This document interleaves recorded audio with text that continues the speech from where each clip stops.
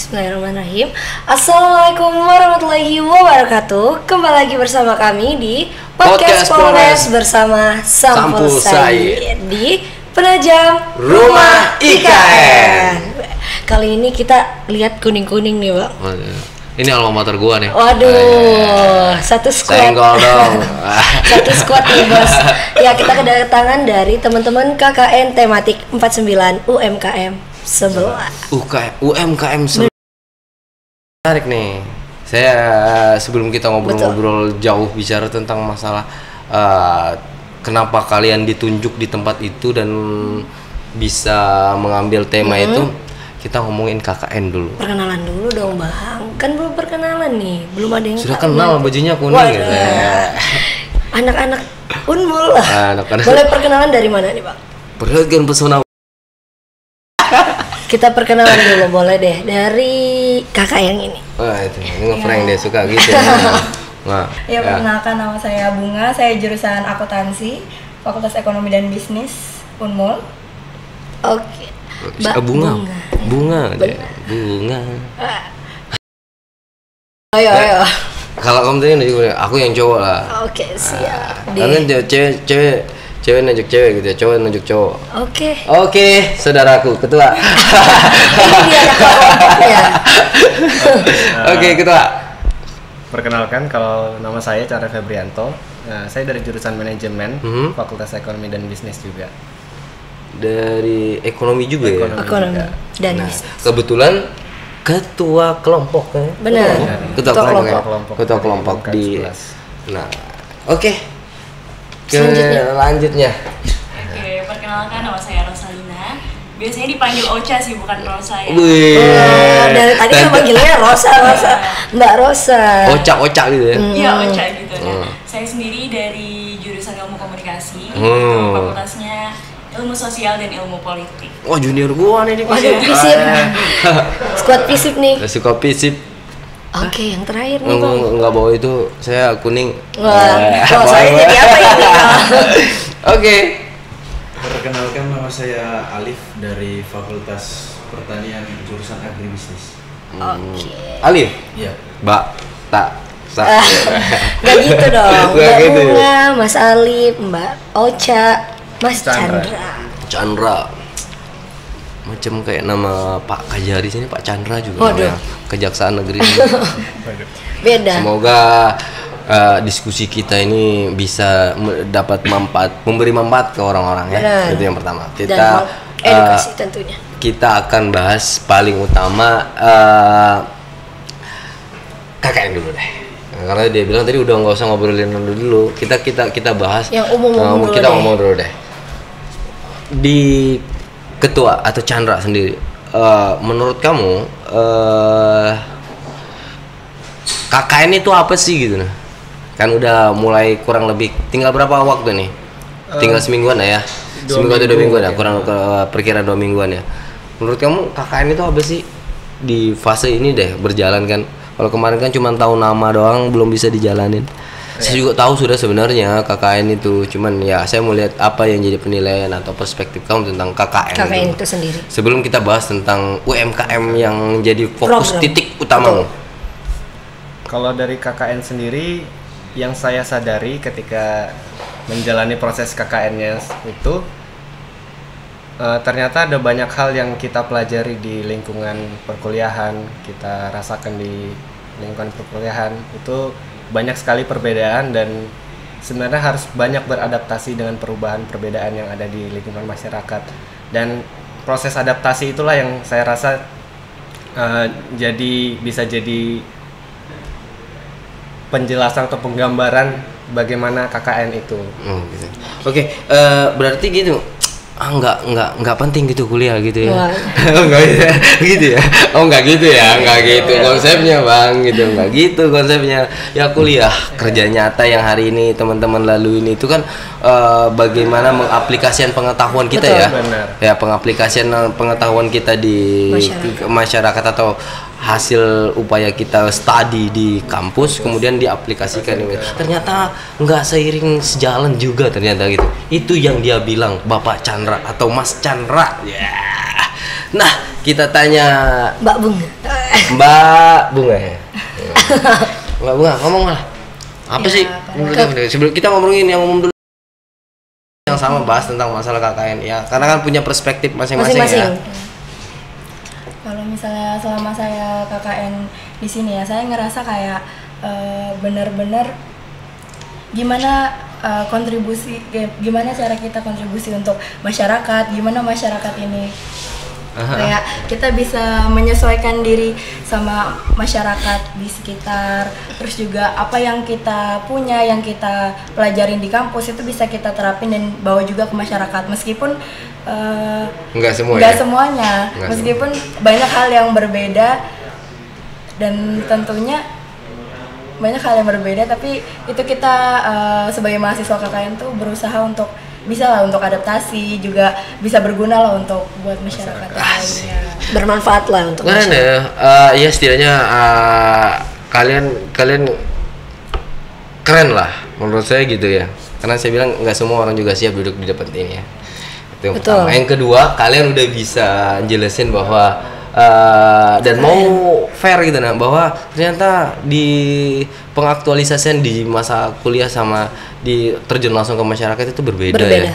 Dan ada sesuatu yang kita dapat dan ada upaya improvisasi diri untuk kemudian mengaktualisasikan pengetahuan kita di kampus. Terpenting lagi satu hal lagi yang saya bilang, kalian nggak pernah kita pada waktu KKN, saya dulu ya waktu di KKN, dia nggak akan mau urus kan sebenarnya. Kita mau lulusan dari mana, dia taunya bisa ngajar, bisa ngaji, bisa ngajar di guru ngaji, atau bisa jadi kalau yang muslim bisa disuruh tiba-tiba khotbah, padahal jurusannya belum tentu jurusan itu gitu. Ada juga yang begitu kan. Bisa lah. Dan intinya. dia kan mindset masyarakat kita itu mahasiswa, namanya mahasiswa Pasti serba ya, bisa. mahal tau kan? Ya lo. Ya. Ada dari Samarinda nih, Ya lo. Nah, nih perbedaan memandang kultur masyarakat kita bicara tentang masalah KKN tadi. Poin besarnya. Bagaimana pandangan kamu sendiri tentang KKN? Ada yang terbalik nih. Nah, iya ya. Oke. Gimana? Menurut Kalau misalnya jangan ngeliat ke saya, nanti salting. saya yang ngeliat sana. Sesekali boleh kan gitu, nggak apa-apa. kalau misalnya membahas tentang KKN sendiri kan seperti yang dibilang, masyarakat itu taunya kita ini mengabdi kepada masyarakat. Jadi apa yang masyarakat butuhkan itu harus bisa kita penuhi gitu. Mereka udah punya ekspektasinya sendiri. Nah, mungkin kita langsung ngomong ke KKN tematiknya aja. Karena kan taunya kalau KKN udah apa yang masyarakat mau, tolong bantu wujudkan. Anak ekonomi banget. Anak ilmu mana.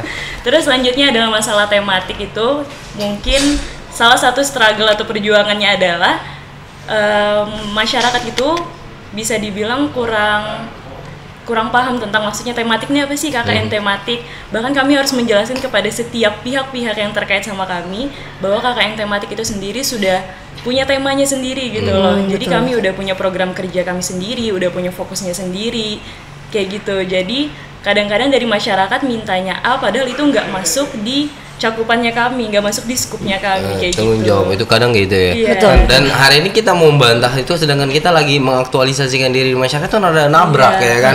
Ada nabrak, betul nggak sih? Iya benar. Nah, bagaimana mengaktualisasikan diri? Karena dia anak ekonomi, dia memainkan nuansa komunikasi kita. Tapi saya nggak mau ikutin alur kamu. Saya mau pengen alur saya sendiri ya. Bagaimana menurut kamu tentang masalah KKN sendiri? Iya, bukan gini. Pandangan kamu tentang apa sih KKN itu? Itu dulu deh. Saya mau bahas itu dulu sebelum kita jauh bahas tentang masalah tematik yang dia pengen arahkan. Nanti habis ini langsung ke dia lagi tuh. Oke. Menurut saya KKN Oke. mau tematik mau reguler, tetap jatuhnya kita bakal ada di pengabdian masyarakat. Ya. Mau nggak mau pasti ke situ, karena masyarakat yang mikirnya kita datang ke situ buat mengabdi tanpa tahu dulu. Oh, ternyata kita punya tujuan apa Ya, gitu ya? kita ada tujuan apa sih yang harus kita bangun, Apa yang mesti inovasi dibentuk apa ya? yang kita harus bawa gitu. Tentunya ya dengan ada temanya itu, nggak semuanya kita mau garap kan. Kalau Iya. masyarakat mikirnya kita ya itu tadi serba bisa. Iya, serba bisa. Dengan range waktu 40 hari untuk kemudian kalian bisa ngelakuin sesuatu itu kan ya bukan rada mustahil ya, tapi setidaknya itu agak sedikit sulit ya, sulit ya. Nah, dengan sulit ya, dengan bahasa sulit tadi, kalian udah buat apa gitu kan? Apa aja sih yang kalian? Kan tadi udah tematik tuh tadi tuh dia udah spill dikit tuh tentang tematik. Oh dia ternyata punya tema khusus yang kemudian hari ini dibawa. Dia udah jelas. Dia curi star duluan ke masyarakat. Oke. Ya kalau berbicara fokus tentang UMKM-nya ya, kalau dari kelompok kami, karena sudah kami diarahkan untuk fokus di UMKM, harapan kami ketika kami pergi dan meninggalkan tempat menyelesaikan masa KKN kami, sedihnya ada peningkatan dari semangat bagaimana masyarakat itu mau berusaha, terlebih di desa atau kelurahan kami, Kelurahan Lawe-Lawe, ditempatkan di Kelurahan Lawe-Lawe. Untuk saat ini masih cenderung sedikit UMKM yang ada. Nah di situ kami merasa bahwa penting buat meningkatkan kesadaran, untuk berusaha itu bagus loh untuk menjaga perekonomian daerah, perputaran ekonomi daerah. Karena seringkali ketika kami berkunjung ke beberapa tempat, ada satu kelurahan yang akhirnya jadi titik fokus perputaran roda ekonomi dan aktivitasnya UMKM gitu ya. Aktivitas UMKM hanya terpusat di satu daerah.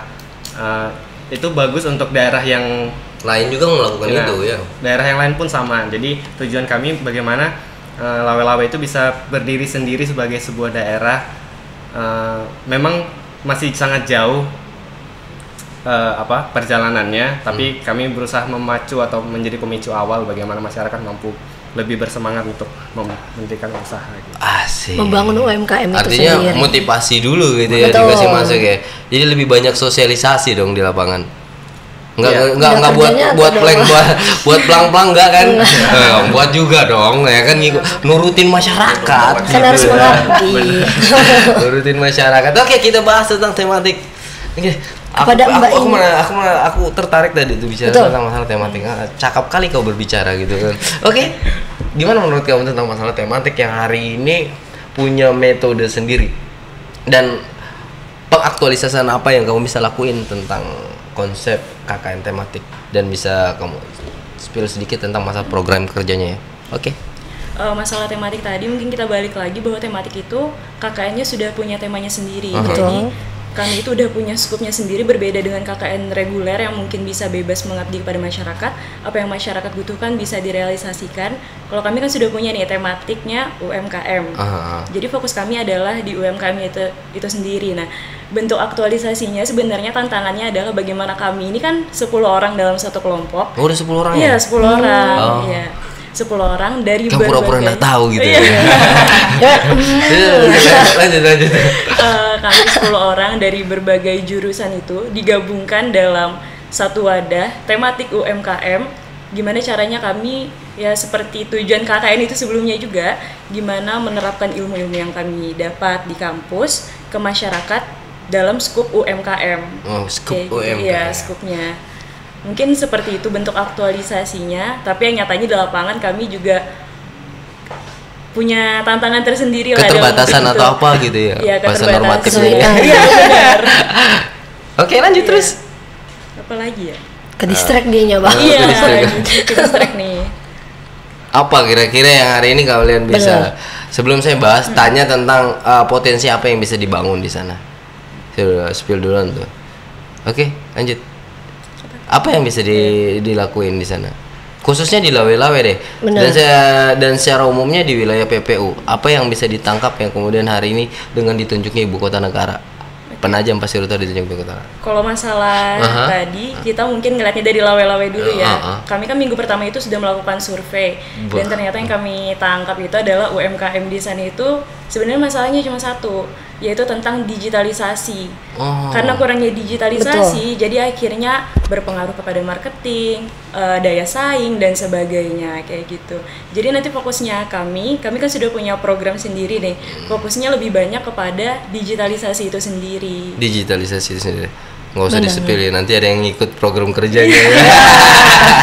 Bisa dilihat aja. Tapi saya menarik ya, hari ini konsep UMKM yang hari ini teman-teman coba untuk terapkan dengan menyentuh bersentuhan langsung digital, itu tepat sekali. Dan saya tertarik sedikit bicara tentang ada beberapa tantangan yang tadi kalian sampaikan, bahwa ada keterbatasan. Sebetulnya masyarakat kita tuh pengen berusaha, betul. Cuman ada beberapa hal kendala, biasanya begitu ya. Iya. Betul nggak sih? Karena kalian di lapangan, aku nanya aja sini, iya nggak? Gitu ya? Iya benar. Terus bagaimana sokongan pemerintah dalam hal ini, daerah lah atau pemerintah setempat? Nggak apa-apa, nanti aku aja. Nanti aku colek juga Pak Lurahnya. Nggak apa-apa. Oke? Pak Ketua lah. Ya, agak berat masalahnya itu Pak Ketua. Oke, nggak apa-apa Ketua. Salah nggak jadi masalah, yang penting berbuat dulu. Oke, cerita dulu. Sejauh ini kan kalian udah ngelakuin bicara tentang masalah atau pembahasan tentang masalah tematik UMKM. Sejauh mana?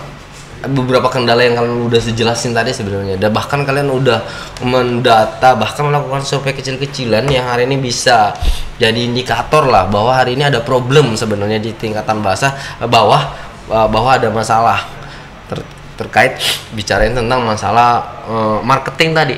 Nah, sejauh ini pemerintah dengan waktu yang ada dan hasil survei kalian udah berbuat atau tidak? Jujur aja, nggak apa-apa.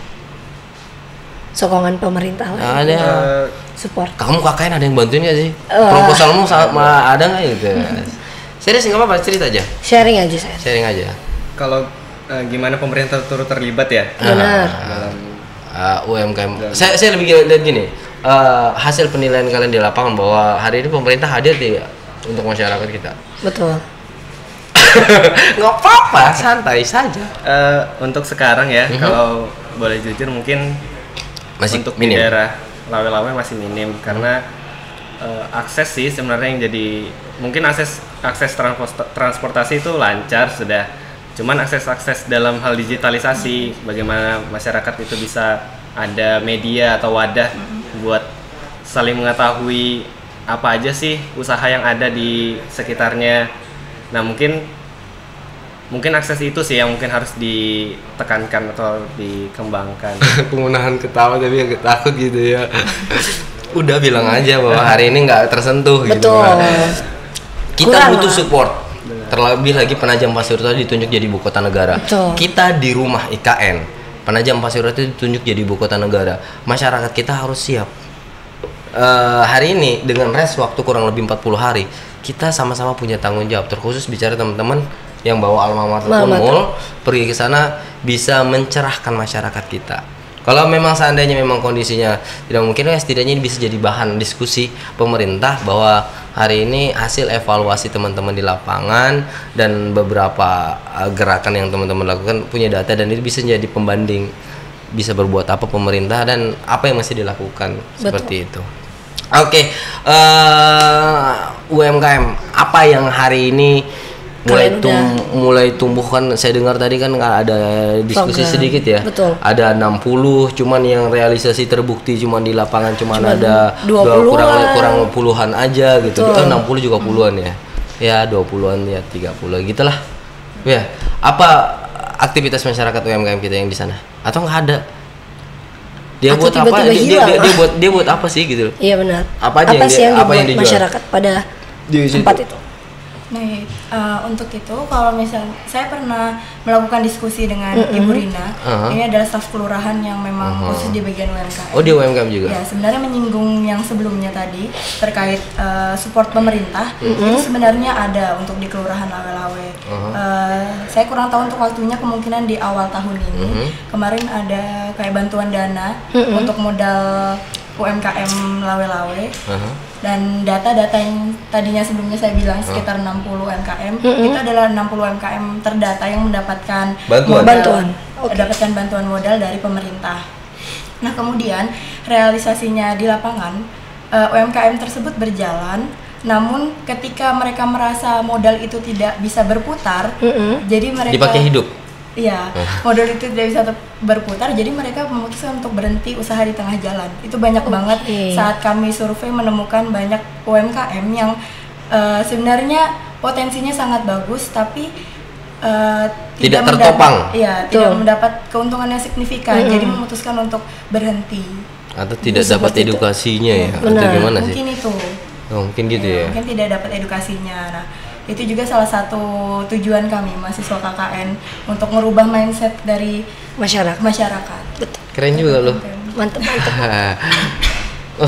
Udah mau kalah. Dan tadi dia kayaknya mau ngomong Bang. Gimana? Kalau menurut kamu sendiri dari segala hal yang kita lihat ya dari diskusi ini, saya pengen tarik ke sesuatu. Kalian ngelihat sebuah ada potensi tidak yang hari ini bisa kita bahas ke publik ya, khususnya bicara tentang UMKM. Karena kalian ini udah bisa ngeliat, walaupun sebenarnya kultur masyarakat itu kurang lebih dengan apa yang hari ini kalian dapat di lapangan. Apa yang bisa kita lakukan? Masyarakat kita, khususnya ya pemerintah lah, ya hari ini yang harus menopang untuk persiapan kita menyambut ibu kota negara. Kalau saya sih Bang, sebelumnya ada dengar keluhan langsung dari warga Lawe-Lawe. Kasih lihat situ mukamu yang tampan itu, mubazir. Oke. Sempat ngobrol juga sama warga Lawe-Lawe langsung, itu anak Karang Taruna juga, namanya Bang Negel. Negel. Sering sharing kan. Sebenarnya faktor utamanya tidak berjalannya UMKM ini di Lawe-Lawe, benar pemasarannya. Cuma karena menurut mereka, karena Lawe-Lawe ini jalur cepat gitu. Iya, betul. Terus nggak ada tempat atau apa seperti stand pameran, benar. Like di Girimukti, di Petung. Betul. Makanya itu sih menurut saya juga setuju sih kalau faktor utamanya itu jalur cepatnya itu yang harus kita harus punya ada sarana penampungan. Betul, ada sarana penampungan UMKM itu sendiri tadinya. Kayak seperti misalkan contoh mereka bikin taman UMKM yang kemudian bisa jadikan titik tempat ketika orang mau istirahat di situ gitu ya. Jadi jalurnya juga mereka bisa singgah lah. Betul. Gitu. Menarik sih. Saya bilang kalau seandainya kondisi itu real ya. Ini kita ngobrolin real di lapangan. Dan ini jadi hal atau yang menarik. Saya bilang yang bisa kita tangkap dari aktualisasi teman-teman KKN. Jadi KKN itu tidak hanya terkesan seolah-olah jalan-jalan, cinlok, jalan-jalan, atau ngonten doang. Nah, tidak seperti itu. Lebih ke bagaimana mengaktualisasikan diri. Ya saya pribadi berbangga diri sebagai alumni Unmul juga. Hari ini teman-teman bisa melakukan sesuatu yang menarik. Ya, di momen terakhir, karena saya bilang momen terakhir, saya minta kalian kasihkan satu quote atau pesan ke masyarakat. Gantian ya. Di siapa dulu ya? Oke. Ketua dulu lah, enggak apa-apa lah ketua. Pesan ke masyarakat kita. Masyarakat secara umum tuh. Oke. Kalau dari saya nyaring. Kalau dari saya ya. Masyarakat harus lebih semangat dalam belajar sih, memahami dan mengerti bagaimana potensi penajam secara menyeluruh itu sangat besar potensinya. Ketika saya ada di sini, saya melihat banyak sekali sebenarnya petani ataupun pengusaha-pengusaha yang produknya masih mentah dan itu sangat memungkinkan untuk bisa jadi sesuatu yang lebih bernilai lebih ketika diinovasikan atau diubah menjadi produk yang lebih jadi dengan usaha-usaha yang ada. Dan mungkin memang harus ada pemahaman atau edukasi dari pihak-pihak yang punya wewenang gitu ya. Pihak-pihak tertentu. Susah banget tuh lidah. Tapi akan tetapi pada intinya di masyarakat itu harus punya semangat untuk memulai usaha itu sendiri. Memulai dulu. Oke. Baiklah, ke Mbak Ocha. Kalau saya ngomongnya mungkin lebih ke anak muda di daerah PPU sendiri. Betul. Ya. Karena di sini jujur selama KKN itu lumayan susah nyari yang seumuran kami. Karena biasanya ketemunya anak-anak seumuran. Oke, boleh. Ya mungkin nyari yang seumuran kami itu susah. Jadi mungkin kalau dari saya pribadi sebagai sesama anak muda, bangun daerah tempat kalian lahir gitu loh. Karena kan ini permasalahan struktural. Jadi kalau misalnya mau memang dibangun, kita yang mutus rantai itu sendiri. Jadi buat anak-anak mudanya mungkin yang kuliah di daerah luar, nanti udah selesai belajar bisa balik lagi ke sini bangun daerahnya lagi gitu. Wah, luar biasa singgungannya itu. Mantap. Oke, kita ke Ibu. Mbak ya. Bunga. Ya, saya mau berpesan buat para UMKM di luar sana, termasuk yang di PPU.